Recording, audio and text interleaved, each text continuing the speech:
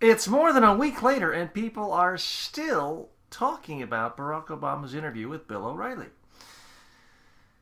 Now, folks, I hate to be one of these Obama bashers, and it seems these days the only one anyone, right, left, center, can ever do is bash Obama. But I have to tell you, I just think this is so profoundly stupid for him giving aid and comfort, support to his enemies. And make no mistake about it, any primetime anchor at Fox News Channel is an enemy, is a sworn enemy of Barack Obama. That's how they make it. That's how Bill O'Reilly makes $30 million a year.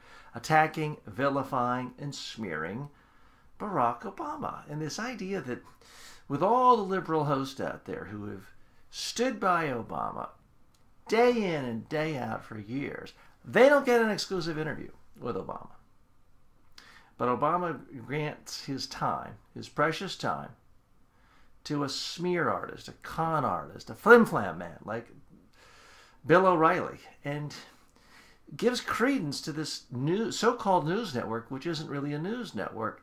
I just find it incomprehensible. It's yet another sign that Obama still doesn't get it. He still thinks if he's just nice to these conservatives, if he just shows them how reasonable he is, if he just gives in to what they want 50% of the time, 60%, maybe 70% of the time, then they'll rally around him and say, okay, he's one of the good ones. No, Obama, that's not what's going to happen. It's not ever going to happen. They're not going to say you're a good one until you're out of office, whether that means impeachment, something worse, or the end of 2000. Oh, sorry, folks, I dropped my mouse. Or the end of 2016 when you've served out your full term. That's the only thing that's ever going to make these conservatives believe that Obama's one of the good ones. Also in the news, Glenn Beck. Did you catch this? Now, Glenn Beck made a lot of news just a couple of weeks ago, apologizing to the nation for dividing the nation in this era of Obama. So, after all this big apology, what did he say late last week? That Obama is trying to throw people into internment camps.